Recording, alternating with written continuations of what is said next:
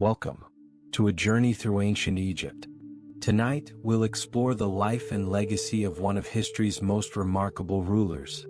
Let your mind drift back over 3,000 years, to the golden sands of the Nile Valley, where a pharaoh named Ramses ruled with power and majesty. Take a deep breath and relax. There's nowhere you need to be, nothing you need to do. Just listen, and let these stories of ancient times carry you gently into sleep.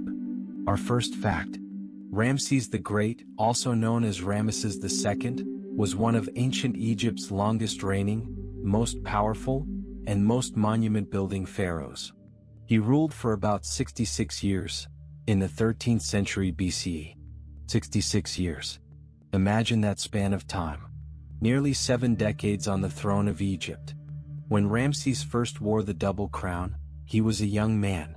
When he finally passed into the afterlife, he had become a living legend.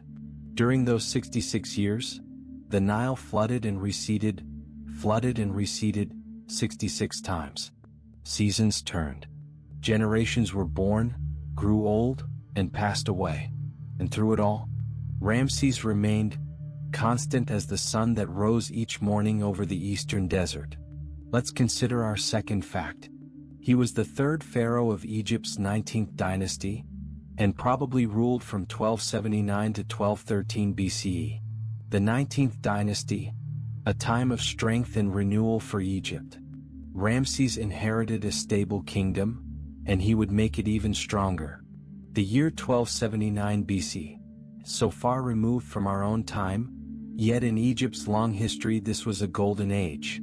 Picture the year he took the throne, the temples gleaming white in the sun, the Nile flowing past fields of barley and wheat, the desert stretching endlessly beyond the green valley of life.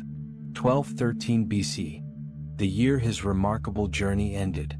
Between these dates, between these 2 points in time, lies a story of ambition, achievement, and legacy. Our third fact brings us back to that extraordinary length of reign. At around 66 years, his reign is among the longest securely attested for any pharaoh. Securely attested, meaning we can be certain of it. The ancient records confirm it. The monuments proclaim it. The very stones of Egypt remember it. 66 years is a lifetime for most people. For Ramses, it was his time of power. Think of how much can happen in 66 years, how the world can change. Yet in ancient Egypt, where tradition was valued above all, where the cycles of nature and kingship were meant to be eternal, Ramses represented continuity, stability, the eternal order of Ma'at. Most pharaohs ruled for far less time, some only a handful of years. But Ramses endured. Like the pyramids themselves, like the Nile itself, he seemed almost immortal to his people. Now, let's turn to his names. Our fourth fact. His throne name was User-Mater-Seta-Penra. Let that name wash over you like water. User-Mater-Seta-Penra. It's a name of power, a name of meaning. It means roughly powerful as Ma'at, chosen of Ra.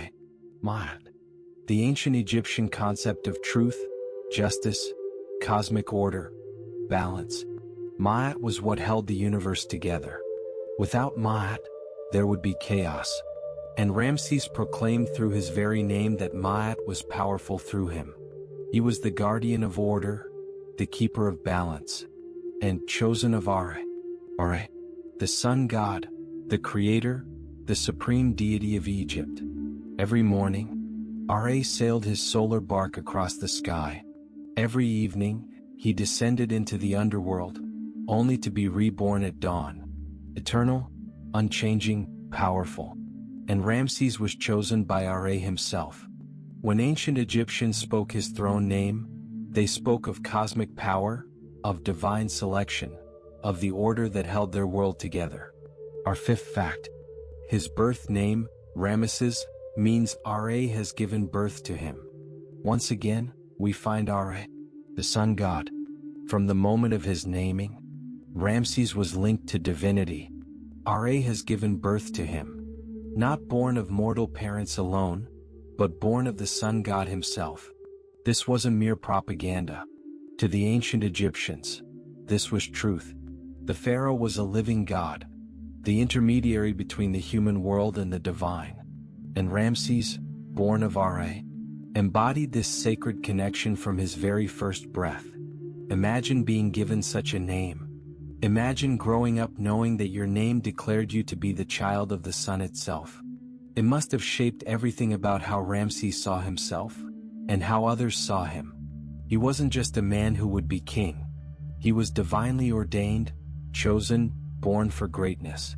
And finally, our sixth fact for this segment. 19th century Egyptologists popularized the nickname Ramses the Great because of his military image and huge building program. The Great. Not every pharaoh earned such a title. But when scholars in the 1800s, when they began to decipher hieroglyphics, when they began to truly understand ancient Egypt, they found Ramses everywhere. His name on temples throughout the land. His statues staring out across the desert. His military victories carved in stone for eternity. And so they called him the Great. And the name, like his monuments, has endured. These 19th century Egyptologists, men in suits and pith helmets, brushing sand from inscriptions that hadn't been read in millennia, they recognized greatness when they saw it. Even across 3,000 years, even through the veil of time, Ramses's achievements shone clearly. The Great. It's a title that fits. A title earned not just through the passage of time, but through the sheer magnitude of what he accomplished. So now you know the beginning of Ramses's story. A pharaoh who ruled for 66 years. The third king of the 19th dynasty. A man whose very names proclaimed his divine power and connection to Ma'at and Ra. A ruler so magnificent that even millennia later, we still call him the Great. Let these images settle into your mind. The golden throne, the double crown, the sun rising over Egypt, and let them carry you gently, softly, into peaceful sleep. Let us continue our journey, drifting further back in time, to the beginning of Ramses's story. Before the great monuments, before the victories, before the crown, there was a boy, a prince, born in the delta lands where the Nile meets the sea. Breathe deeply, and relax. Let the ancient world unfold before you, like papyrus unrolling, slowly, gently. Our seventh fact. Ramses II was born in the eastern Nile Delta, likely near the old Hyksos capital region, the area of avarice. The Delta, a place so different from the narrow valley of Upper Egypt. Here, the great river branches into many streams, flowing through marshlands and papyrus thickets, creating a maze of waterways before emptying into the Mediterranean Sea. Avaris, once the capital of the Hyksos, foreign rulers who had controlled Egypt centuries before Ramses's time. By the time of his birth, this region had long been Egyptian again, but it retained its character, its connection to the wider world, to Asia, to the lands beyond Egypt's traditional borders. Picture the landscape of his childhood. Green fields stretching to the horizon, water everywhere, boats with papyrus sails drifting past. The air different here than in the south, cooler, tinged with salt from the distant sea. This is where young Ramses first opened his eyes, where he took his first steps, where he began to understand what it meant to be a prince of Egypt. Our eighth fact tells us more about this choice of homeland. Ramses II's family likely came from the northeastern Nile Delta region, which helped him focus politically and militarily on that frontier with Asia. Location matters. Geography shapes destiny. The northeastern Delta. This was the gateway to Asia, the land bridge between continents. Through this region came traders from Syria, from Canaan, from distant lands. And through this region also came threats. Armies, invaders. This was Egypt's front door, and it needed to be guarded. Ramses's family understood this. They were from this borderland, these frontier territories. They knew the languages spoken across the border, the customs, the dangers. When Ramses grew to manhood and took the throne, He would spend much of his energy focused on exactly this region, the land of his birth, the gateway he understood better than any pharaoh from the south ever could. It was as if fate, or perhaps the gods, had placed his family precisely where they needed to be, in the right place, at the right time, ready to defend Egypt's vulnerable doorway to the world. Now let us look back one more generation. Our ninth fact. His grandfather, Ramses I, founded the 19th dynasty, the dynasty to which our great pharaoh belonged. It began with his grandfather, Ramses I, the founder. But this founder was not born to royalty. He came from a military family. He rose through the ranks, proved himself in service, and eventually, the previous pharaoh Horemheb chose him as heir. Perhaps because Horemheb had no sons. Perhaps because Ramses I was simply the best man for the position. A military man, strong, capable, loyal. And so a new dynasty began, not with the son of a pharaoh, but with a soldier who became a king, the 19th dynasty. And from this foundation, this military foundation, would rise one of Egypt's greatest ruling families. Our 10th fact shows us something remarkable about family destiny. His grandfather, Ramses I, reigned for only about 2 years. So Ramses II's dynasty went from a very short rule to one of the longest, within just 2 generations. 2 years. Ramses I barely had time to establish himself, to build, to make his mark. Just 2 short years before he passed into the afterlife, leaving the throne to his son, and the future to his grandson. From 2 years to 66 years. From the shortest of reigns to one of the longest, within just 2 generations. It's almost poetic, this arc of dynasty. The grandfather who founded it but barely held it, and the grandson who would make it immortal. Perhaps Ramses I knew. Perhaps in those 2 short years, he looked at his young grandson and saw something, saw the potential, saw the future. Perhaps he knew that what he began, this boy would complete, would perfect, would make eternal. Let us move to the middle generation now. Our 11th fact. His father was Seti I, also a strong military pharaoh. Between the founder grandfather and the great-grandson came Seti. Seti I, the bridge between beginning and greatness. Seti was not content to simply hold what his father had won. No, Seti was ambitious, a warrior. He campaigned in Syria. He fought in Canaan. He pushed back against Egypt's enemies. He built temples. He strengthened the kingdom. He prepared the way. Ramses II would later overshadow his father in the historical record, simply because he lived so much longer, because he built so much more. But never forget, Seti I was himself a great pharaoh, strong, capable, victorious, and more than that, he was the father who would raise, who would train, who would shape the boy who would become Ramses the Great. Every great man stands on the shoulders of those who came before. And Ramses stood on very strong shoulders indeed. Our 12th fact reveals something fascinating about royal succession. Ramses II's early years as king likely included a co-regency period with his father Seti I, during which he appears in reliefs alongside the reigning pharaoh. Co-regency. 2 kings ruling together. Father and son. The older man still strong, still capable, but beginning to prepare for the inevitable. Beginning to share power. To teach.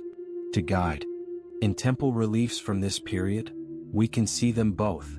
Seti and young Ramses, side by side, both wearing the crowns, both holding the sacred symbols, both performing the rituals that sustained Ma'at, that kept the cosmos in balance. Imagine those years. Young Ramses learning by doing, not just watching, but actually ruling, actually making decisions, with his father there to advise, to correct, to approve. The old warrior teaching the young prince, gradually, carefully, passing the torch. In temple reliefs from this period, we can see them both, Seti and young Ramses, side by side, both wearing the crowns, both holding the sacred symbols, both performing the rituals that sustained Ma'at, that kept the cosmos in balance. Imagine those years. Young Ramses learning by doing. Not just watching, but actually ruling, actually making decisions. With his father there to advise, to correct, to approve. The old warrior teaching the young prince. Gradually, carefully, passing the torch. This was how Egypt ensured stability. How it prevented chaos at the moment of royal death. The new king was already king. Already experienced. Already proven. There would be no uncertainty. No vulnerability. Just a smooth transition, as natural as the Nile's flood following the harvest season. Our 13th fact takes us even earlier in Ramses's life. Around age 14, his father made him Prince Regent, grooming him early as heir to the throne. 14 years old, still a boy by our reckoning.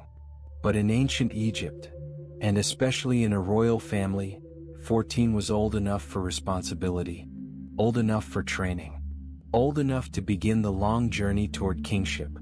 Prince Regent, a formal title, a position of honor and expectation. At 14, when other boys were learning trades or working fields, Ramses was learning to rule an empire, learning diplomacy, learning strategy, learning the weight of the double crown, even before it rested on his head. Seti I was not taking chances. He had inherited his throne from a father who ruled only 2 years. He knew how fragile dynasty could be, how quickly fortune could turn, and so he prepared his son, thoroughly, completely, starting when that son was barely past childhood. 14 years old, and already a regent, already walking the paths of power, already becoming the man he would need to be. Our 14th fact tells us even more about this preparation. Before becoming pharaoh, Ramses II may have held the title commander of the troops, indicating he had real field experience, rather than just ceremonial rank. Commander of the troops. This was no empty honor. No mere title given to a prince to make him feel important. This was a real position. A position of command, of responsibility, of danger. Young Ramses, perhaps still in his teens, rode with the army, marched with soldiers, made camp in foreign lands, felt the dust of campaign trails, heard the clash of bronze on bronze, learned what it meant to lead men in the field. His father, the warrior King Seti, was ensuring that his son would not be a soft palace dweller, not a pharaoh who understood only luxury and ritual. Ramses would know war, would know the army, would know what it took to defend Egypt's borders, to project power, to inspire loyalty in fighting men. This experience, these years as commander of the troops, would shape everything that came after. When Ramses later faced his greatest military challenge, when he stood on the field at Kadesh, he stood as a man who knew battle, who had earned his soldiers' respect, who was truly a warrior king. And so we come to our 15th fact, the culmination of all this preparation. He likely came to the throne in his late teens or early 20s, already experienced in campaigning and administration. Late teens or early 20s, so young, yet already so prepared.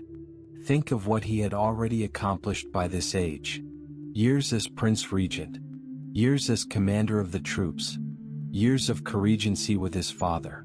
By the time the double crown finally became his and his alone, by the time he stood as sole pharaoh of the two lands, he had already been ruling, already been leading, already been learning, for years. Most kings ascend to power unprepared, uncertain, learning as they go. But not Ramses. Ramses was ready. His grandfather had founded the dynasty. His father had strengthened it. And now it was his turn, his time, his destiny. A young man, standing on the threshold of greatness. Standing at the beginning of what would become a 66-year reign. Standing at the dawn of an age that would bear his name for all eternity. The preparation was complete. The training was finished.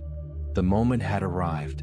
Ramses the Great, was about to become exactly that. And so the stage is set. We know now where he came from. The Delta lands. A family of soldiers and kings. A grandfather who founded a dynasty. A father who prepared the way. And a boy who was groomed for greatness from age 14. Who commanded troops before commanding a kingdom. Who was ready for the throne before most young men are ready for life. Let these images settle softly into your mind. The marshlands of the Delta. The young prince training with warriors. The father and son ruling side by side. And let them carry you gently, peacefully, into restful sleep. And now, our journey takes us to the battlefields. To the campaigns.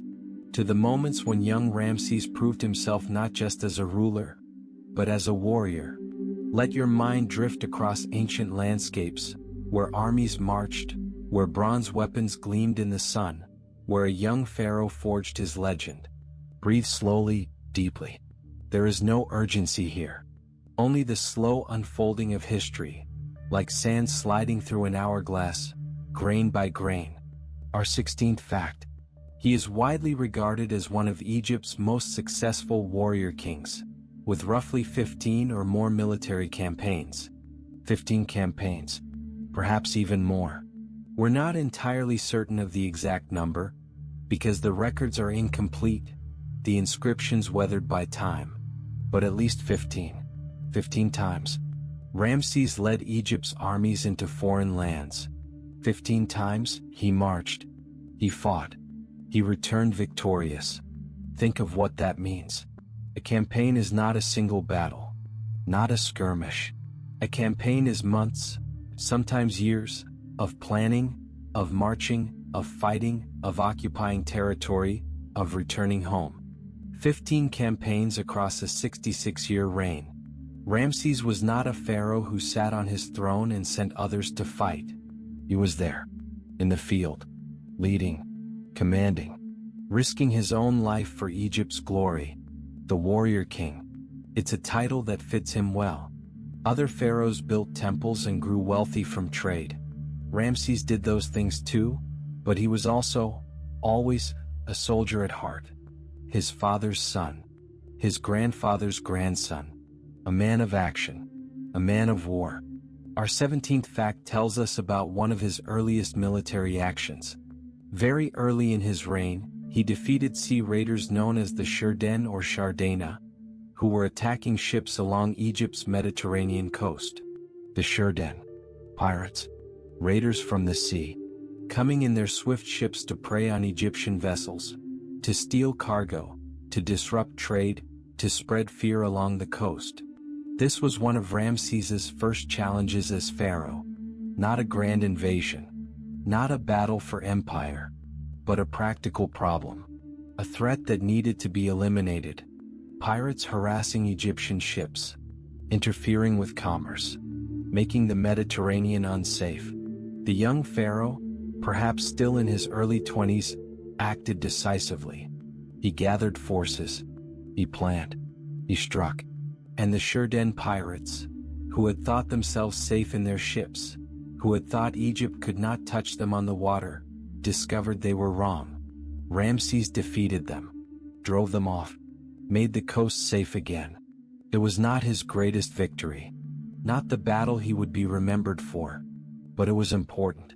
It showed that the new pharaoh would tolerate no threats, would protect Egypt's interests, would act swiftly and effectively against any enemy, whether they came from land or sea. But here's something remarkable, our 18th fact. The Shirden pirates he defeated early in his reign were later incorporated into his forces, serving as elite mercenaries and bodyguards, shown wearing horned helmets and round shields. After defeating them, Ramses did not simply kill them or drive them away. He recruited them, hired them, made them his own. This shows us something important about Ramses's character. He was practical, pragmatic. The Shirden were fierce warriors, excellent fighters. Why waste such talent? Why destroy what could be used? Instead, he offered them service, gold, water, a place in the pharaoh's own forces, and they accepted. These former pirates became elite troops, bodyguards to the king himself. You can see them in the temple reliefs, standing near Ramses, wearing their distinctive horned helmets, carrying their round shields. Foreign warriors, now serving Egypt, now protecting the pharaoh who had once defeated them. It was a clever move. It showed wisdom beyond Ramses's years. An enemy destroyed is simply gone. But an enemy converted, recruited, transformed into an ally, that is power of a different kind. That is the mark of a true leader. Now we move to larger conflicts. Our 19th fact. He fought major campaigns in Syria and Canaan to reassert Egyptian control over territories lost or weakened after earlier conflicts. Syria, Canaan, the lands to the northeast, the territories that lay between Egypt and the great kingdoms of Mesopotamia. These lands had long been contested. Egypt had controlled them in previous centuries, during the reigns of the great warrior pharaohs of the 18th dynasty. But control had weakened. Other powers had moved in. Local rulers had grown independent. The Hittite Empire, Egypt's great rival, had been expanding southward. Ramses could not allow this. Egypt's prestige, Egypt's security, Egypt's wealth, all depended on controlling these territories. The trade routes passed through them. The tribute flowed from them. They were the buffer between Egypt and potential enemies. And so Ramses marched north, into Syria, into Canaan, to fight, to conquer, to restore what had been lost, to show the world that Egypt, under its young pharaoh, was strong again, was dominant again, was not to be challenged. These were not easy campaigns. The terrain was difficult. The distances were vast. The enemies were numerous. But Ramses was determined. And Ramses, as we know, would not be denied. Our 20th fact gives us more detail about these early campaigns.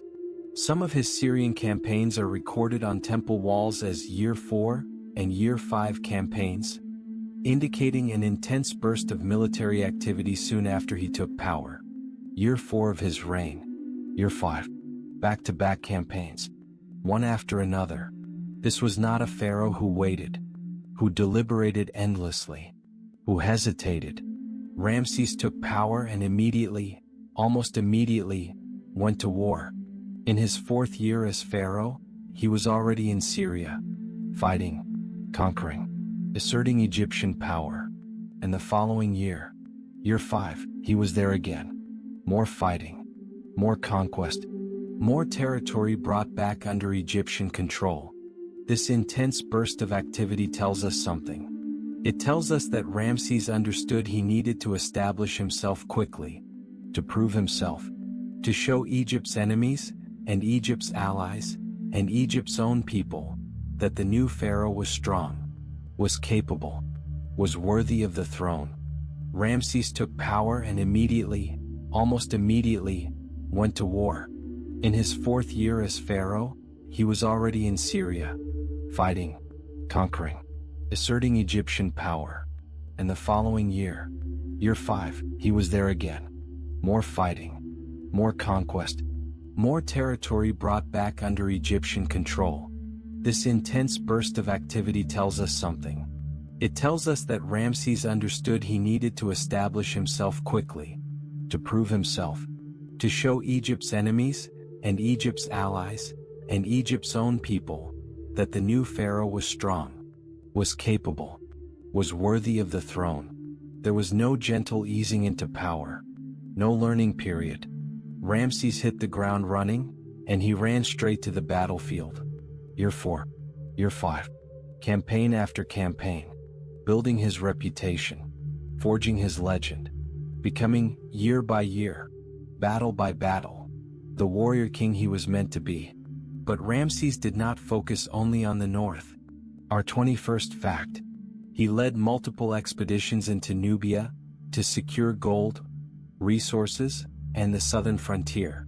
Nubia, the land to the south, beyond the first cataract, beyond the traditional heartland of Egypt. A land of gold, of exotic goods, of peoples who had sometimes been Egypt's subjects, and sometimes Egypt's enemies. Gold. Egypt's wealth depended on gold, and Nubia had gold, rich deposits in the desert hills. Gold that flowed north to fill Egypt's treasuries, to gild the statues of the gods, to pay the armies, to enrich the kingdom. This gold could not be allowed to fall under anyone else's control. And so Ramses marched south as well as north, led his armies up the Nile, into the heat, into the desert lands beyond the river valley, to fight, to conquer, to secure Egypt's southern frontier and ensure the gold continued to flow. Multiple expeditions, not just one, several, perhaps many. The records are less complete for Nubia than for Syria, but we know he went there. We know he fought there. We know he won there. Just as he did in the north, so too in the south. Ramses was securing Egypt on all frontiers, making his kingdom safe, making his kingdom wealthy, making his kingdom strong. And our final fact for this segment, our 22nd fact, shows us how Ramses thought about Nubia. In Nubia, he commemorated victories on smaller frontier temples, suggesting he saw the southern border as needing constant symbolic reinforcement, not just a single conquest. This is fascinating.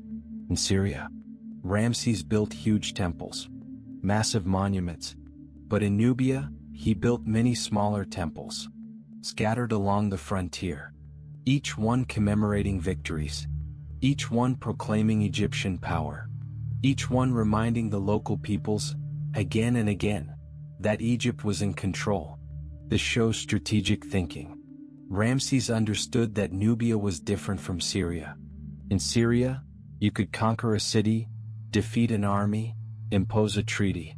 But in Nubia, with its scattered populations, its vast distances, its desert strongholds, you needed constant presence, constant reminder, constant reinforcement of who was in charge. And so, temple after temple, monument after monument, each one saying the same thing. Egypt is here. Egypt is powerful. Egypt will not be challenged. It was psychological warfare. It was propaganda. It was brilliant. Not just one great conquest, but an ongoing assertion of dominance. A continuous campaign, not just of military force, but of symbols and monuments and religious authority.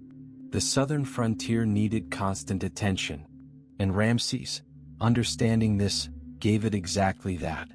He was not just a warrior. He was a strategist, a thinker, a ruler who understood that power came in many forms, and that sometimes a well-placed temple could be as effective as an army. And so we see the warrior king emerging. At least 15 campaigns. Pirates defeated and converted into elite guards. Syria and Canaan brought back under Egyptian control through intense early campaigns. Nubia secured through multiple expeditions and strategic temple building. This was Ramses in his element. This was what he was trained for, what he was born for. A young pharaoh proving himself on the battlefield, establishing his reputation, securing his kingdom, building the foundation for everything that would follow. Let these images drift through your mind, armies marching under the desert sun, ships being chased along the coast, temples rising on distant frontiers, and let them carry you softly, gently, into deep and peaceful sleep. We come now to the moment that defined Ramses's military career, to the battle that he would commemorate for the rest of his life, to the day when everything hung in the balance, when a young pharaoh faced his greatest test, and emerged, if not victorious in the way he claimed, then at least, forever transformed. Let your breathing slow, let your muscles relax, as we travel to a place called Kadesh, on a day long ago, when chariots thundered across the plain, and history was made. Our 23rd fact. The Battle of Kadesh, fought around 1274 BCE against the Hittites, is one of the best documented battles of the ancient world, and involved thousands of chariots. Kadesh. Even the name carries weight, carries history, carries the echo of that distant day. 1274 BCE. Ramses was in his 5th year of rule. Still young. Still proving himself. The Hittite Empire, ruled by King Muwatalli, was Egypt's great rival. Both kingdoms wanted control of Syria. Both claimed dominance. Both could not have what they wanted. And so, war became inevitable. Thousands of chariots. Try to imagine that. Thousands. Each chariot carrying 2 men, sometimes 3. A driver. An archer. Perhaps a shield bearer. Horses straining in their harnesses. Wheels thundering across the earth.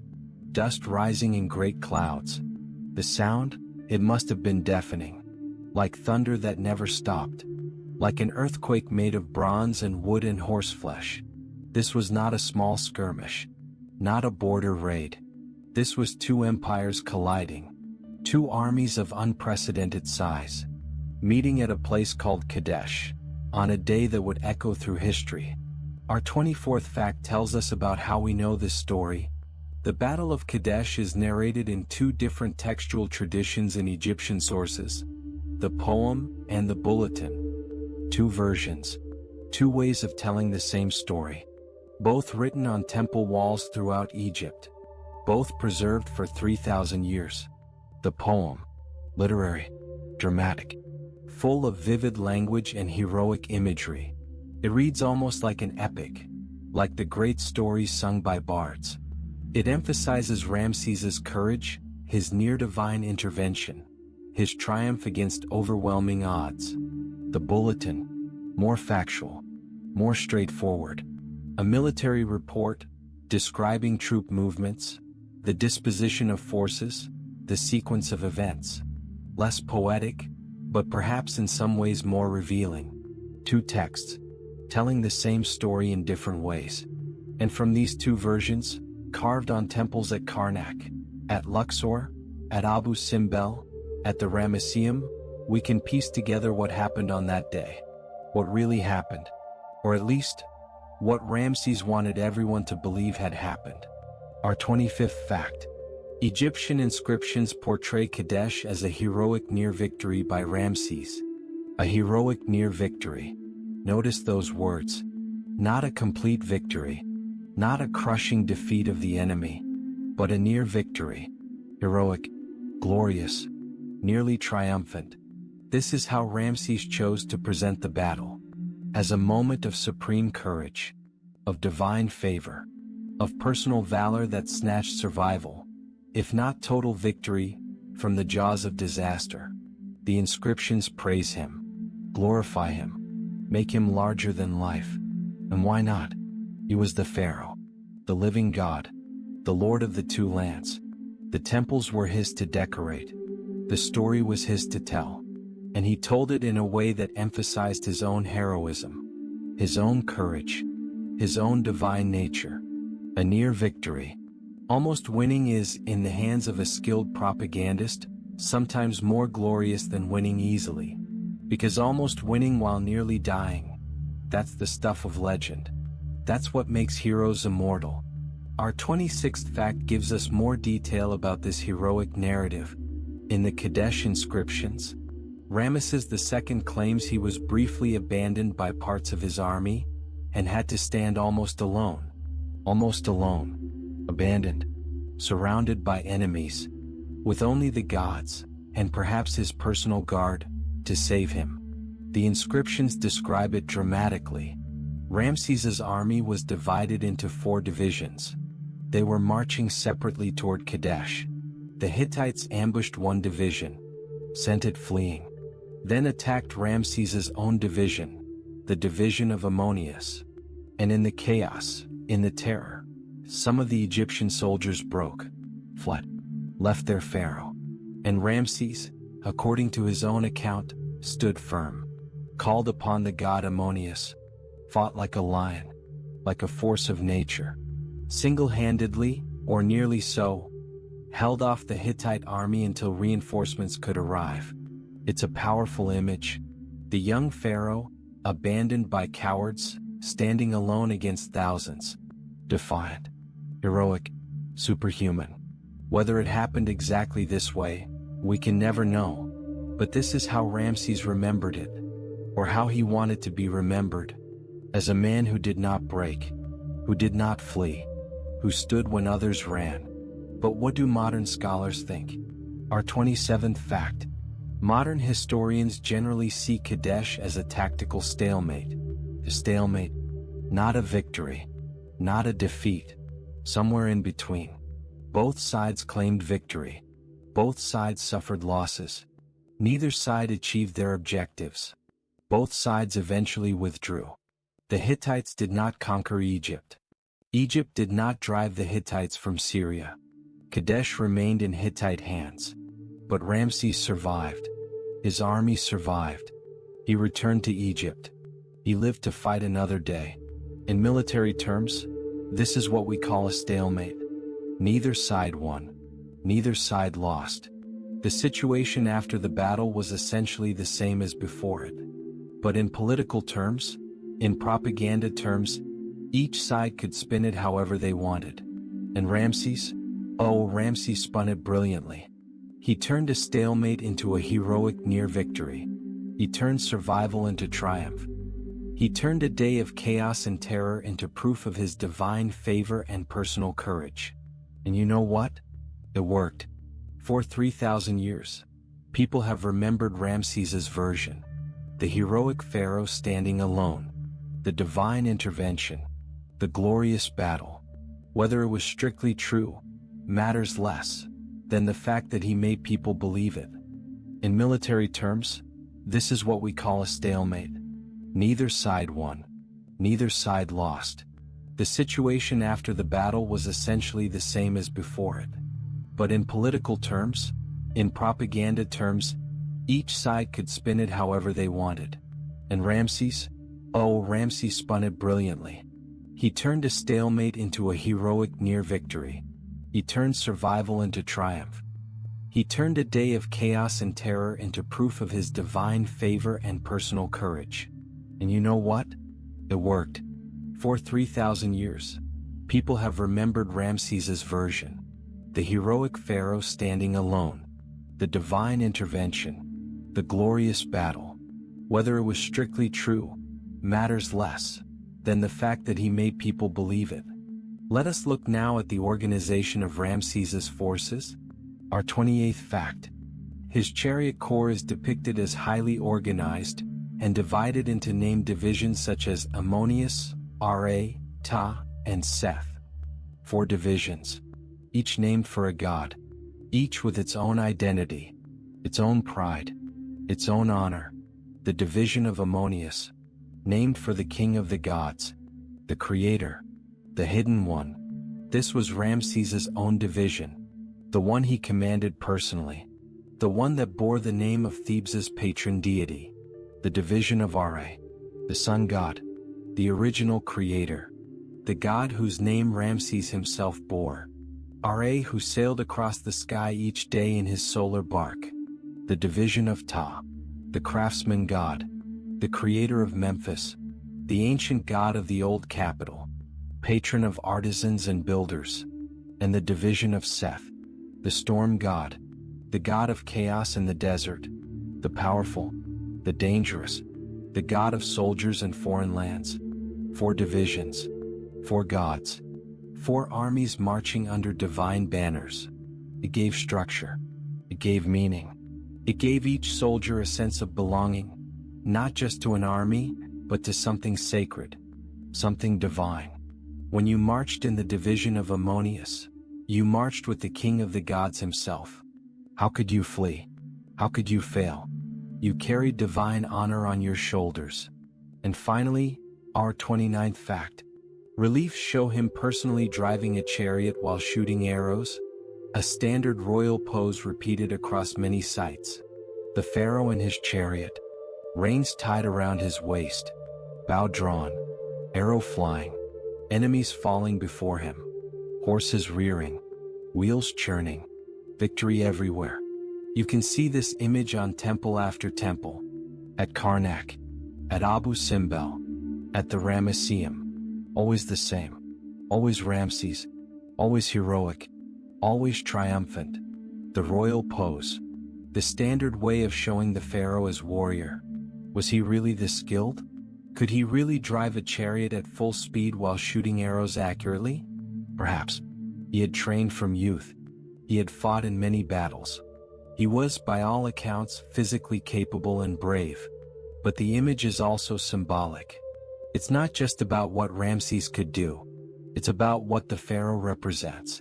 Divine power, perfect skill, unstoppable force.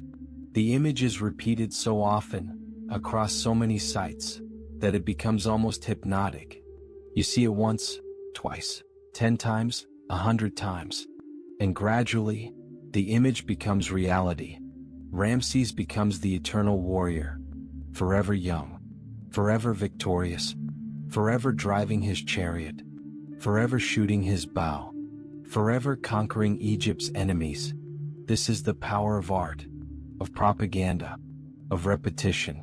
Ramses understood that if you show something often enough, in enough places, on a grand enough scale, it becomes true. Not factually true, perhaps, but true in the way that matters. True in memory, true in legacy, true forever. And so we have walked through the Battle of Kadesh, the thousands of chariots, the two textual traditions, the heroic near victory, the moment of abandonment and courage, the tactical stalemate that became legendary triumph, the organized divisions bearing the names of gods, and the eternal image of Ramses in his chariot, repeated across Egypt, forever. Kadesh defined Ramses. It was his greatest challenge, his greatest story, the battle he would never stop commemorating, the day he became, truly, the warrior king of legend. Let these images drift away now, the dust of the battlefield settling, the chariots falling silent, the arrows coming to rest, and let yourself drift with them, softly, peacefully, into restful sleep. From the battlefield, we now turn to something unexpected, something that shows us a different side of Ramses. Not the warrior with his bow drawn, but the diplomat, the peacemaker, the wise ruler who understood that sometimes the greatest victory is knowing when to stop fighting. Breathe deeply. Let the tension of battle fade away as we explore the path from war to peace. Our 30th fact. After years of tension with the Hittites, Ramses II concluded a formal peace treaty with King Hattusili III, around 1258 BCE, 1258 BCE, 16 years after Kadesh. 16 years of continued skirmishing, continued posturing, continued tension along the border. Two great empires, circling each other like wary lions, neither able to defeat the other, neither willing to concede. But by 1258, things had changed. Both kingdoms faced new threats, new enemies rising in other directions, and both rulers, Ramses and Hattusili, were wise enough to see that endless war served neither kingdom, that resources spent fighting each other were resources not spent defending against other dangers. And so, after years of tension, after all the battles and raids and border disputes, they made peace, not a truce, not a temporary cessation of hostilities, but a formal peace treaty, a binding agreement between equals, a new chapter in the history of both kingdoms. It must have been a difficult decision for Ramses. He had built his reputation on military glory, on the victory at Kadesh, at least as he told it. To make peace with the Hittites was, in a way, to admit that neither side could win, that Kadesh had indeed been a stalemate, that a different path was needed. But Ramses made that decision, and in doing so, he showed that he was more than just a warrior. He was a statesman, a ruler who could adapt, who could see beyond the glory of battle to the practical needs of his kingdom. Our 31st fact reveals just how important this treaty was. This Egyptian-Hittite treaty is widely considered the oldest surviving written international peace treaty. The oldest in all of human history. The first peace treaty we have, complete and intact, from the ancient world. Think about that for a moment. Thousands of years of human civilization before this moment. thousands of wars, thousands of conflicts. Surely there were other peace agreements, other treaties, other moments when enemies became allies. But this one, the treaty between Ramses and Hattusili, this one survived. This one was written down, preserved, passed down through the ages. Today, a copy of this treaty hangs in the United Nations building in New York. A symbol, a reminder, the oldest peace treaty, honored in the modern world, as an example of what is possible, of how enemies can become friends, of how war can give way to cooperation. Ramses could not have known this, could not have known that his treaty would become a symbol for all of humanity. He was thinking of Egypt, of his kingdom's security, of practical matters. But in serving his own interests, he created something larger, something that would outlive him, something that would speak to people across millennia about the possibility of peace. Our 30-second fact tells us something fascinating about this treaty. The peace treaty survives in both an Egyptian and a Hittite version, written in different languages and scripts, but mirroring the same core clauses. Two versions. Egyptian hieroglyphics on one side, Hittite cuneiform on the other. Two different languages, two different writing systems, but the same content, the same promises, the same commitments. The Egyptian version was carved on the walls of temples, at Karnak, where everyone could see it, where the gods themselves could witness the promises made. Written in the sacred script of Egypt, the words of the gods themselves. The Hittite version was inscribed on clay tablets, written in the wedge-shaped cuneiform script of Mesopotamia, filed in the royal archives at Hattusa, the Hittite capital, preserved in the palace records. Both versions saying the same thing, promising the same peace. This shows the care, the precision, with which this treaty was crafted. This was not a vague understanding, not an informal agreement. This was a legally binding document, negotiated carefully, translated accurately, recorded permanently in both kingdoms. Each king could point to his own version, in his own language, in his own script, proof that the other king had agreed, proof that the peace was real, proof that the promises were binding. Our 33rd fact shows us how these two great kings saw each other. The treaty text describes the two kings as brothers and equals. Brothers, not master and servant, not conqueror and conquered. Brothers, equals. This was remarkable. Pharaohs did not usually acknowledge equals. The pharaoh was the living God, the Lord of the two lands, superior to all other rulers, above all mortal men. But here, in this treaty, Ramses calls Hattusili his brother, his equal, one great king to another. And Hattusili, the Hittite emperor, does the same. He calls Ramses brother, acknowledges him as equal. Two rulers of two great empires, meeting as peers, as partners, as equals. This language of brotherhood, it appears throughout the treaty. My brother Ramses, my brother Hattusili, again and again. A formal diplomatic courtesy, yes, but also something more.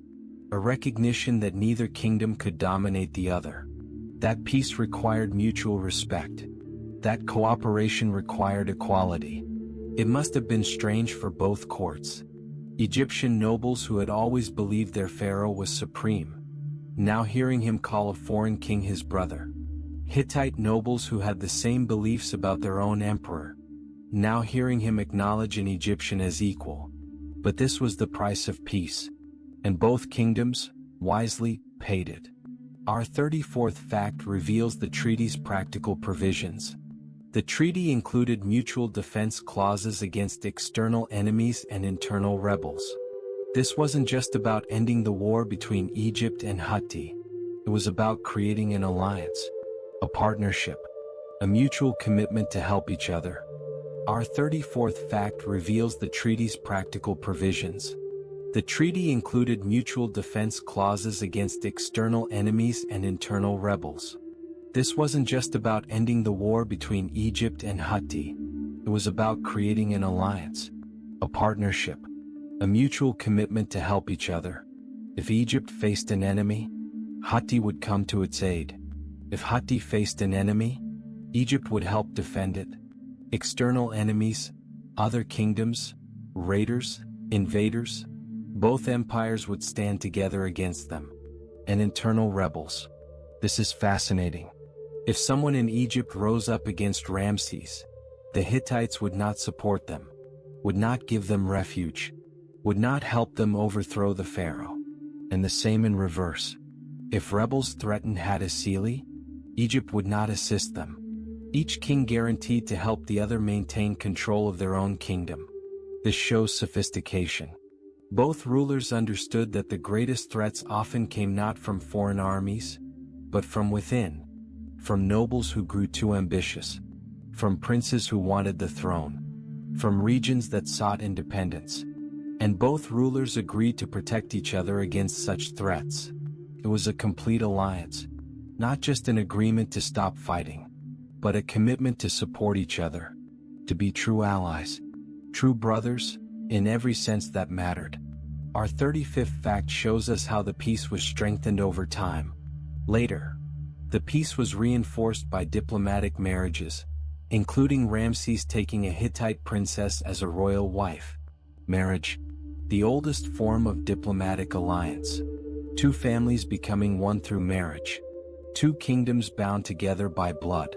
A Hittite princess, daughter of the great king, traveling south to Egypt, leaving her homeland, her family, her language, everything she knew, to marry the pharaoh, to become one of his great royal wives, to live in the Egyptian court, to bear his children, children who would have both Egyptian and Hittite blood. This was how peace was made permanent in the ancient world. Treaties could be broken, promises could be forgotten, but marriage created bonds that lasted, created family connections, created reasons to maintain peace beyond mere political calculation. Ramses welcomed this princess, gave her an Egyptian name, honored her, made her a great royal wife, one of the highest positions a woman could hold in Egypt. Her children would be princes and princesses of Egypt. Her descendants would carry Hittite blood in the royal family. And the message was clear. Egypt and Hatti were not just allies. They were family now. And families, whatever their disagreements, did not go to war. Our 36th fact, our final fact for this segment, shows us the diplomatic activity that followed. Correspondence suggests that Hittite royals, including Queen Pujahipa, wrote directly to the Egyptian court. Queen Pujahipa, the wife of Hattusili, a powerful queen in her own right. She wrote letters to Egypt, to Ramses, to his court. Direct communication between the royal houses. These letters survive, found in the ruins of the Hittite capital. Clay tablets with cuneiform writing. Royal correspondence. Queen to king. Queen to queen perhaps. Discussing the marriage arrangements. Discussing gifts. Discussing the relationship between their peoples. This shows how real the peace was. How much communication there was. This wasn't a cold peace. Wasn't a mere absence of war. This was active diplomacy. Active relationship building. Letters going back and forth. Gifts exchanged. Visits arranged. Two royal courts, two great civilizations, actually talking to each other, working together, building something that would last. Pujahipa was known as a skilled diplomat, a wise counselor to her husband, and she used those skills to nurture the relationship with Egypt, to make the peace strong, to ensure that what had been built would not crumble. Woman to woman, queen to queen, building bridges across cultures. This too was part of Ramses's legacy. Not just the battles, not just the monuments, but the peace, the alliance, the recognition that cooperation could achieve what war could not. And so we have traveled from war to peace, from the battlefield of Kadesh to the treaty at Karnak, from enemies to brothers, from conflict to cooperation. Ramses the warrior became Ramses the peacemaker. the pharaoh who knew when to fight and when to make peace. The oldest surviving peace treaty in human history, written in 2 languages, calling 2 kings brothers, promising mutual defense, sealed with royal marriage, maintained through active diplomacy. This is another side of greatness, another facet of Ramses's legacy. Let these peaceful images settle in your mind. Treaties being signed, princesses traveling to new homes, letters crossing between kingdoms, and let them carry you gently, softly, into tranquil sleep. From the battlefield, from the treaty room, we now turn to stone, to temples, to monuments that still stand today, 3,000 years later. If Ramses conquered with his armies, if he negotiated with his diplomats, he also built with his architects. And oh, how he built. Let your mind wander through ancient construction sites. Imagine the sound of hammers on stone, the songs of workers, the slow rise of eternal monuments, and let yourself drift, peacefully, into rest. Our 37th fact. Ramses II launched one of the most ambitious building programs in Egyptian history. One of the most ambitious, not just ambitious, one of the most ambitious. In 3,000 years of Egyptian civilization, with all its pharaohs, all its builders, all its monuments, Ramses stands out. He built everywhere, north and south, in the Delta and in Nubia, in ancient cities and in new locations, temples, palaces, fortresses, statues, obelisks. If it could be carved from stone, Ramses built it. If it could proclaim his glory, Ramses erected it. This was power made visible, power made permanent, power that would outlast flesh and blood and bone. Ramses knew he would die. All men die. But stone endures. And if his name was carved in stone, if his face was sculpted in stone, if his deeds were recorded in stone, then in a very real way, Ramses would never die. And so he built, and built, and built. For 66 years, the stonemasons and sculptors and architects never rested. There was always another temple to raise, another statue to carve, another monument to erect. The most ambitious building program in Egyptian history. And Ramses was only getting started. Our 38th fact. He built a new royal capital in the eastern delta called Pyramus. A new capital. Not Memphis, the ancient capital of the Old Kingdom. Not Thebes, the great city of the New Kingdom. But a completely new city. Built from nothing. Built to his specifications. Built to bear his name. Pyramus, the house of Ramses. Or, the domain of Ramses. The city of the king. Located in the delta, in the northeastern region. The land of his birth. The frontier area his family had always watched over. Here, he would build his capital. It was a bold move. Capitals are not easy to relocate. They are the centers of power, of administration, of tradition. To move the capital is to say, things are different now. I am doing things my way. The old order has changed. But Ramses had the power to do it. The authority, the vision. And so Pyramus rose. A city that would be home to thousands, tens of thousands. A city of palaces and temples and barracks and workshops. The new heart of Egypt. The place where Ramses ruled, from a throne in a city of his own making. Our 39th fact tells us more about this city. Pyramus was not just a palace city but a massive administrative and military hub. This was not some pleasure palace. Not a retreat. Not a symbolic capital while the real work happened elsewhere. No. Pyramus was functional, practical, built for a purpose, administrative. The bureaucrats worked here. The scribes with their papyrus and ink, recording tax receipts, managing granaries, organizing the vast machinery of Egyptian government. Letters going out to provincial governors, reports coming in from every nome. The endless paperwork of empire, all flowing through Pyramus. And military. This was a garrison city, barracks for soldiers, training grounds for troops, stables for horses, armories for weapons. From here, armies could be mobilized quickly, could march north into Syria, could deploy to any frontier that needed defending. Pyramus was strategically located, perfectly positioned to project power into Asia. This was Ramses's genius. He didn't just build for glory, he built for function. His new capital was beautiful, yes. Impressive, yes. But it was also useful. It served Egypt's needs. It made the kingdom stronger, more efficient, more capable of responding to threats and opportunities.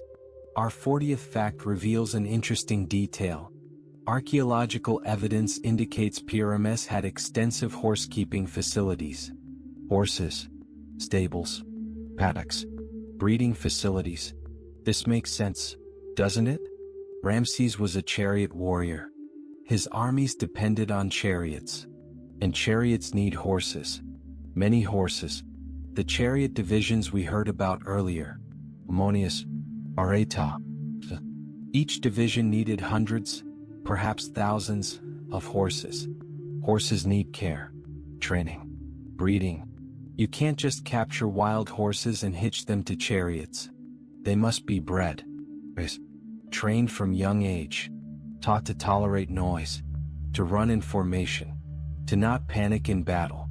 And so at Pyramus, extensive facilities for horses, royal stables, the finest horses in Egypt, carefully bred, expertly trained, ready to pull the pharaoh's chariots into battle, ready to carry Egyptian power wherever it was needed. The archaeologists found evidence of these facilities, the remains of stables, the equipment, the layout of the city that suggests large areas devoted to horsekeeping. Ramses built his capital around his military power.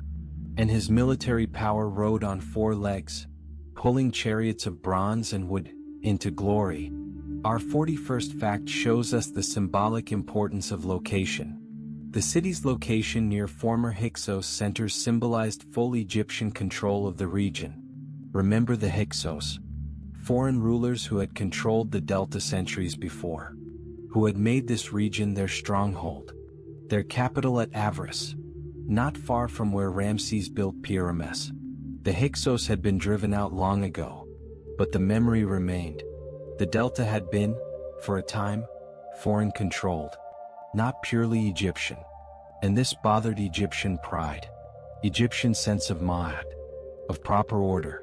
By building his capital here, Ramses was making a statement.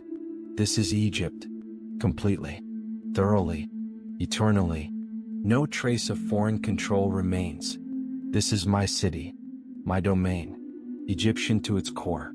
The Hyksos are forgotten. Their capital is dust. And in their place, rises Pyramus, Egyptian, royal, eternal. Location is message. Ramses understood this. By choosing this spot, he was reclaiming history, rewriting narrative, saying to everyone, to Egyptians and foreigners alike, Egypt controls the Delta. Absolutely. Unquestionably.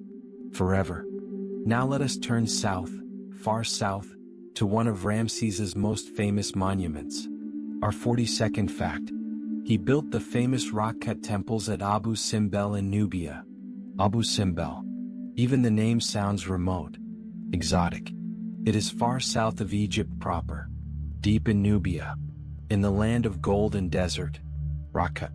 Not built from blocks, not constructed stone by stone, but carved directly into the living rock of a cliff face. The entire temple, rooms, halls, sanctuaries, columns, all cut into solid stone. Like a sculpture, but inside out. A sculpture you can walk into, can worship in, can experience. This was an incredible undertaking.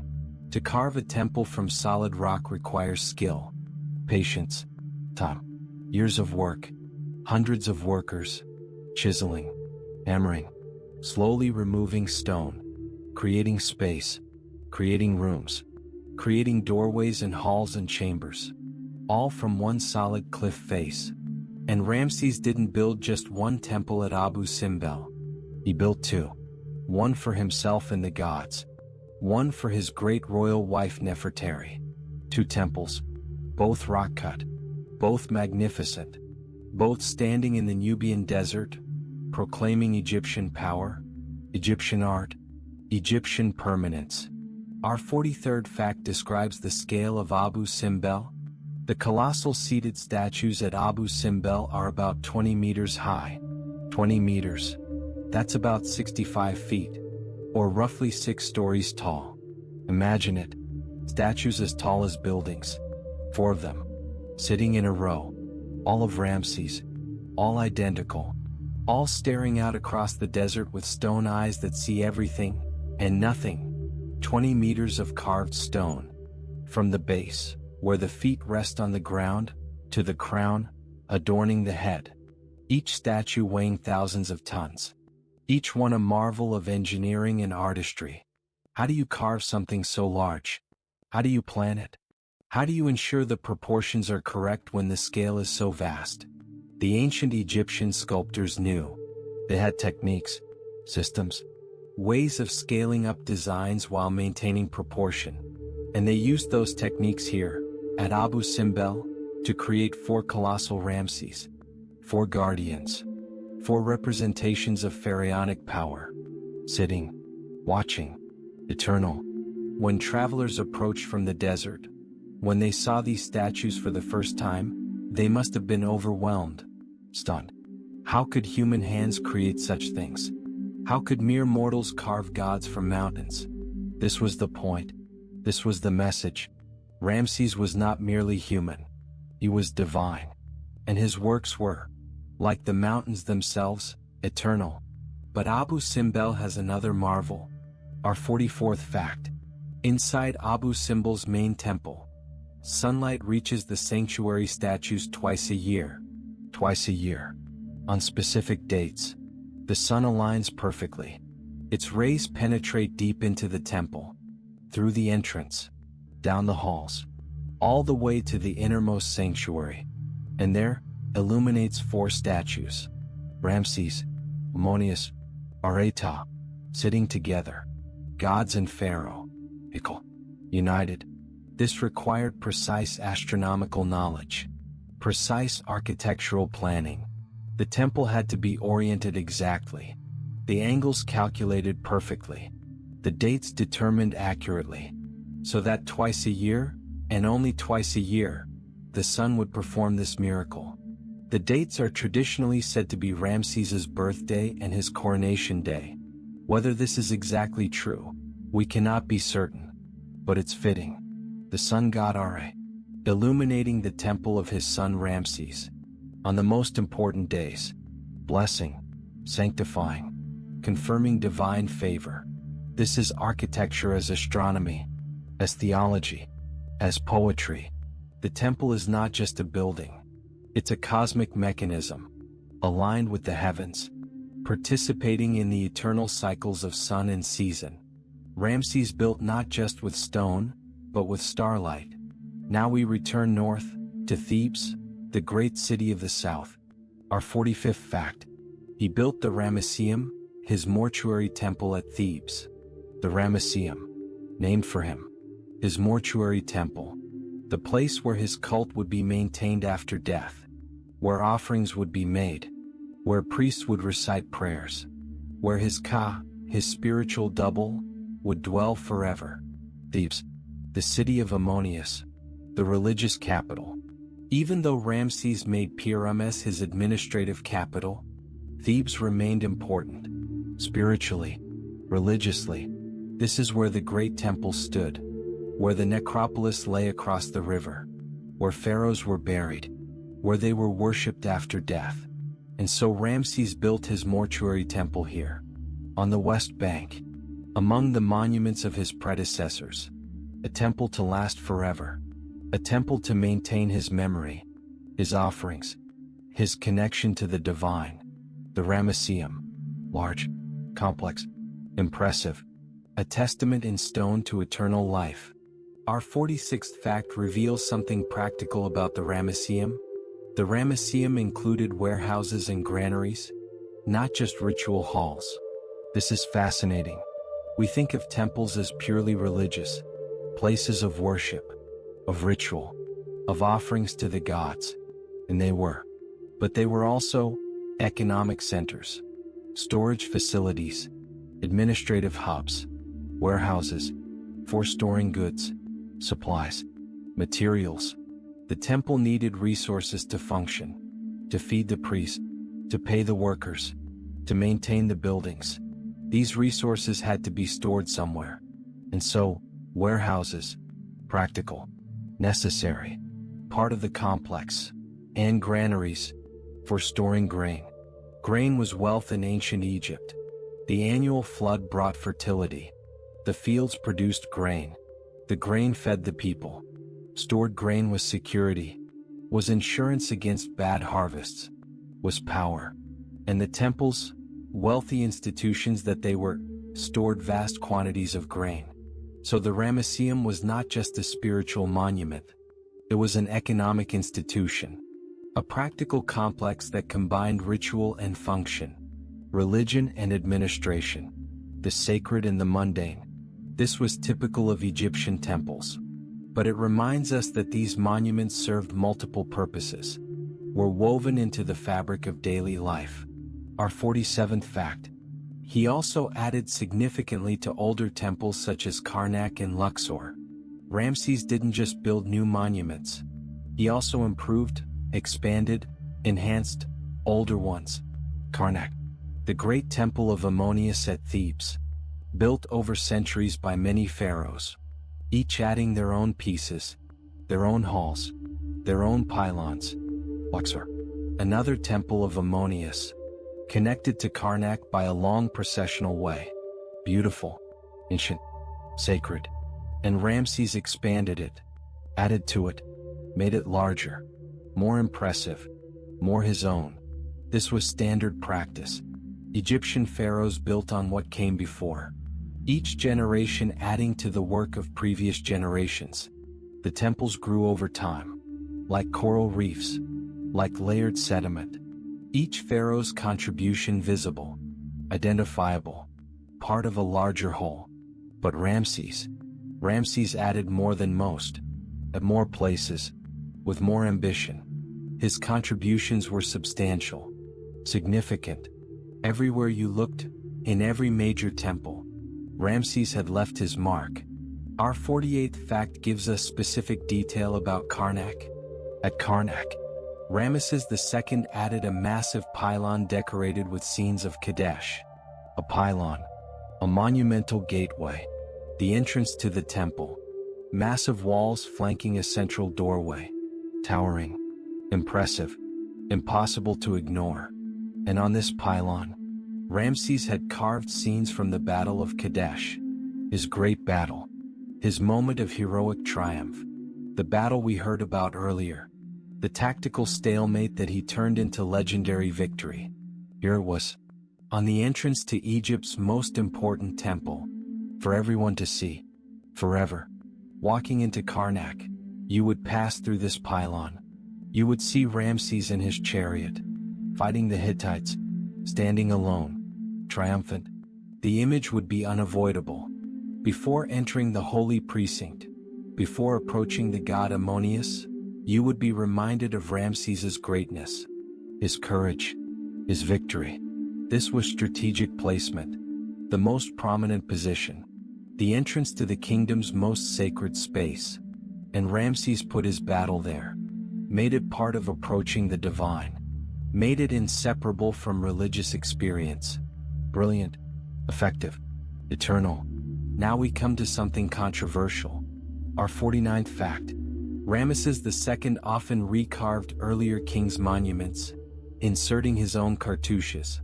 Recarved, usurped, appropriated. Take an older monument, erase the previous king's name, insert your own. Suddenly, the monument is yours. The achievement is yours. The glory is yours. This practice was not unique to Ramses. Many pharaohs did it. But Ramses, with his 66-year reign and endless building ambition, did it more than most. More systematically. More boldly. Was it wrong? By our modern standards, perhaps. We value original authorship, historical accuracy. But in ancient Egypt, the logic was different. The pharaoh was eternal. The pharaoh was all pharaohs. Time was cyclical. The current pharaoh was, in a sense, the same as all previous pharaohs. All manifestations of Horus. All sons of Ra. So using earlier monuments, renaming them, was not theft. It was continuation. Renewal. Making the old new again. Still, it complicates our understanding of Egyptian history. When we see Ramses's name on a monument, we cannot always be certain he built it. He might have. Or he might have taken credit for someone else's work. The archaeologists and historians must investigate carefully. Look for clues. Determine original authorship. Our 50th fact, our final fact for this segment, makes this even more explicit. Some statues of earlier pharaohs were literally reinscribed with his name. Not just monuments, not just buildings, but statues. Sculptures of other kings. Ramses had his name carved on them, claimed them as his own. A statue of an earlier pharaoh. Beautiful, well-crafted, sitting in a temple somewhere. And Ramses, instead of commissioning a new statue, simply had his cartouche added. His name replacing the original. The statue now represented him, was worshipped as him, had become, through the magic of hieroglyphic writing, him. This shows us something about ancient Egyptian beliefs. Names had power, real power. To write a name was to create a reality. To erase a name was to destroy a reality. To change a name was to transform identity. The statue remained physically the same. But with Ramses's name on it, it was Ramses. Magically, spiritually, really. We might find this strange. But it made perfect sense in the Egyptian worldview. And it solved a practical problem. Why spend years carving a new statue, when a perfectly good one already exists? Just change the name. Save time. Save resources. Achieve the same result. Pragmatic. Efficient. Very Ramses. And so we have walked through Ramses's building legacy. The most ambitious building program in Egyptian history. A new capital at Pyramus. The rock-cut temples at Abu Simbel with their colossal statues and solar alignment. The Ramesseum with its warehouses and granaries. Additions to Karnak and Luxor. A massive pylon celebrating Kadesh. And yes, the appropriation of earlier monuments. All of it, part of making Ramses immortal. Part of carving his name in stone. Part of ensuring he would never, ever, be forgotten. Let these monuments rise in your imagination. Slowly, peacefully, stone upon stone, and then let them fade, as you fade, gently, into restful sleep. We have seen Ramses the warrior, Ramses the diplomat, Ramses the builder. Now let us see him as a man, as a husband, as a father, as a ruler who understood the power of image, and celebration, and legacy. Let yourself relax completely, as we explore the human side of this divine king. Breathe slowly, peacefully, and drift with the story. Our 51st fact. Ramses II had an exceptionally large family, with many wives and around 100 or more children. 100 children. Perhaps more. The exact number is uncertain, because not all were recorded. Not all survived to adulthood. Not all left traces in history. But around 100. Perhaps 150. An enormous family. Many wives. This was normal for a pharaoh. Expected. The king needed heirs. Needed to forge alliances through marriage. Needed to demonstrate his virility, his favor with the gods, his ability to ensure succession. And Ramses, ruling for 66 years, had many wives. Great royal wives who held high rank. Lesser wives. Foreign princesses married for diplomatic reasons. All part of the royal household. And children. Sons and daughters. Princes and princesses. Some born to the great royal wives. Some to lesser mothers. all potentially important, all potentially useful for alliance, for marriage, for administration, for continuing the line. 100 children. It's almost impossible to imagine. The royal palace must have been filled with children. The noise, the energy, the constant presence of youth. Ramses must have watched generation after generation grow up around him. Must have seen his children become adults, his grandchildren born, perhaps even great-grandchildren. A dynasty, not just in theory, but in living, breathing reality. Our 52nd fact tells us about the most important woman in Ramses's life. His most famous great royal wife was Nefertari, honored with a richly decorated tomb and a temple at Abu Simbel. Nefertari. Her name means beautiful companion, or most beautiful, and by all accounts, by all the art that survives, she was indeed beautiful. But more than that, she was beloved. The great royal wife, the highest-ranking queen, the principal wife, the mother of royal children, the woman who stood beside the pharaoh in ceremonies, who performed rituals, who represented queenship. Nefertari held this position, and she held it with grace, with dignity, with Ramses's clear affection. He built her a temple at Abu Simbel. Remember? 2 temples cut into the rock, one for Ramses and the gods, and one for Nefertari, for his queen. This was unusual, special. It showed how much she meant to him. The temple facade shows her as tall as Ramses himself, equal in size, equal in importance, equal in divine nature. And her tomb, in the Valley of the Queens, richly decorated, painted with scenes of exquisite beauty. Her journey through the afterlife, her transformation, her eternal life. The paintings are among the most beautiful surviving from ancient Egypt. Colors still vivid after 3,000 years. Nefertari, forever young, forever beautiful, forever walking toward eternity. She died before Ramses, perhaps in the 30th year of his reign.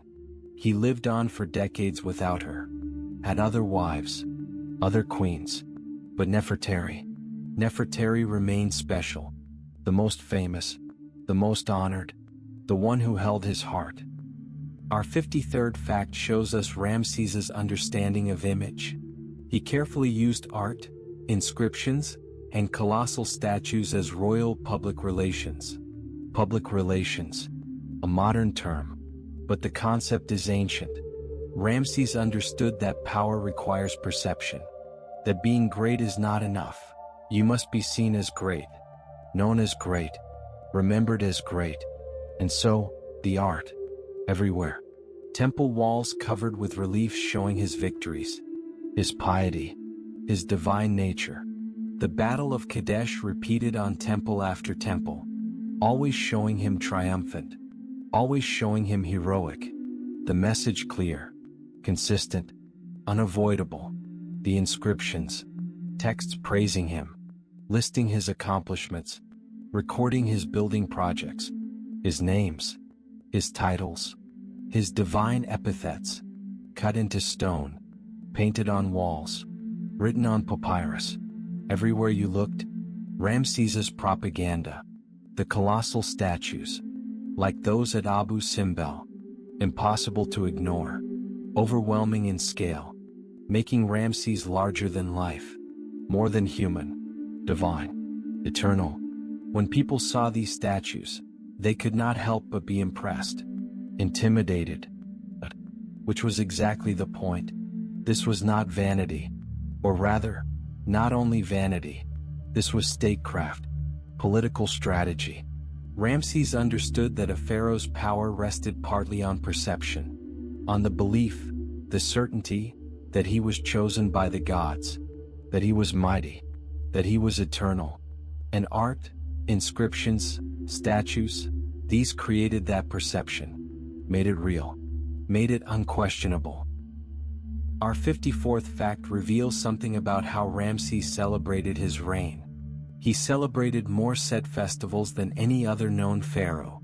The Set festival, the Heb Set, an ancient ritual of renewal, traditionally celebrated after 30 years of rule. A ceremony where the king proved his continued fitness, his vitality, his right to continue ruling. 30 years was a long reign. Most pharaohs never reached it. But Ramses lived 66 years on the throne. And so he celebrated the Set festival multiple times. After 30 years. Then again. And again. And again. More than any other pharaoh in history. Each celebration was elaborate. Ritual races showing the king could still run. Ceremonies where he reenacted his coronation. Offerings to the gods. Processions. Feasts. All designed to demonstrate that despite his age, despite the years, Ramses was still strong. Still capable. Still chosen by the gods. More Set festivals than any other pharaoh. This alone speaks to the extraordinary length of his reign. Most kings celebrated one, if they were lucky. Some celebrated none. But Ramses celebrated many. Each one a marker, a milestone, a triumph over time itself. A declaration that he would rule, and rule, and rule, until the gods themselves decided otherwise. Our 57th fact reveals how Ramses's building projects were financed. Taxation and labor for his building projects flowed through temple estates. The temples. We've talked about Ramses's temples, his monuments, his massive building program. But how was all this paid for? How were workers fed, housed, equipped? Through the temples. The great temples were not just religious institutions. They were economic powerhouses. They owned vast estates, farmland, villages. They collected taxes, stored grain, distributed resources. They were, in effect, arms of the government. Economic and administrative centers wrapped in religious authority. Ramses's building projects drew on these resources. Temple estates provided workers, food, materials. The labor was organized through the temple system. The taxation flowed through temple accounts. The whole economy was intertwined with religious institutions. This made sense. The temples had the infrastructure, the organization, the reach to mobilize resources across Egypt. And the temples benefited too. New temples meant new estates, new income, new power. It was a partnership. Ramses built for the gods.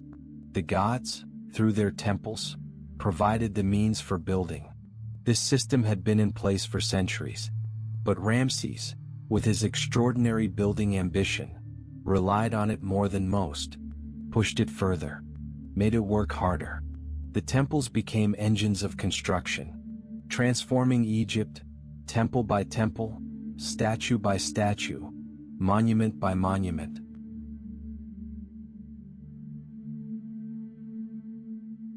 Our 58th fact shows us how Ramses was remembered. Later Egyptians treated his reign as a golden age. A golden age. The good old days.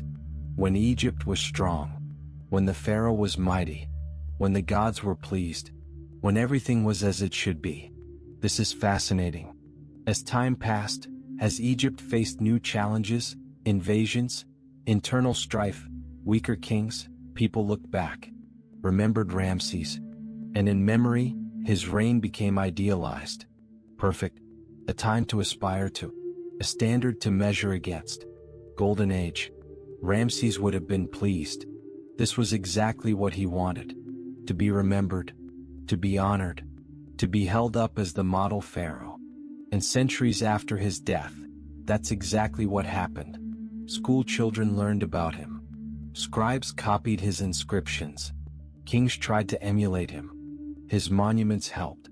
They were everywhere. Still standing. Still impressive. Constant reminders of what Egypt had been. Of what a great pharaoh could accomplish. The statues. The temples. The inscriptions. All proclaiming that once, long ago, Egypt had a king named Ramses. And he was great. Our 59th fact. Our final fact for this segment. Shows the ultimate tribute, Several later kings reused the name Ramesses to associate themselves with his prestige. They took his name, called themselves Ramesses, Ramesses III, Ramesses IV, all the way through to Ramesses XI. 9 more pharaohs bearing the name Ramesses. This was deliberate.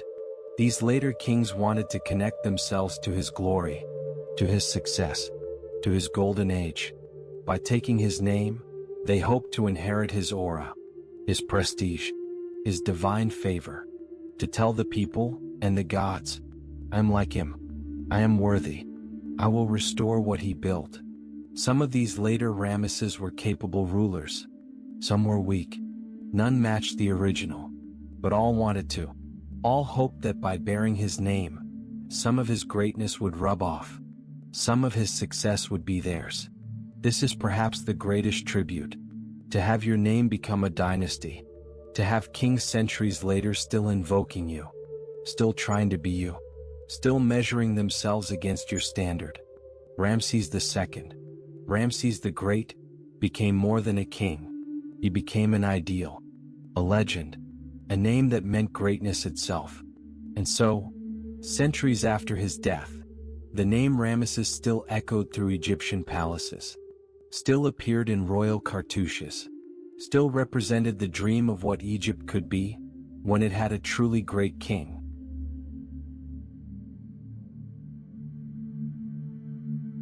And so we have seen the full man, the husband who loved Nefertari, the father of 100 children, the master of public relations, the celebrant of endless festivals, the beloved of the gods, the administrator who knew his officials' names, the builder whose projects flowed through temple estates, the king who became a golden age in memory, the pharaoh whose name became a title for greatness itself.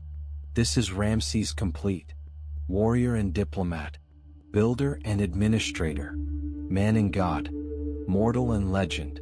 Let his story settle softly in your mind, his many faces merging into one, the face of a king who refused to be forgotten, and let that face fade gently as you drift, peacefully, into deep and restful sleep.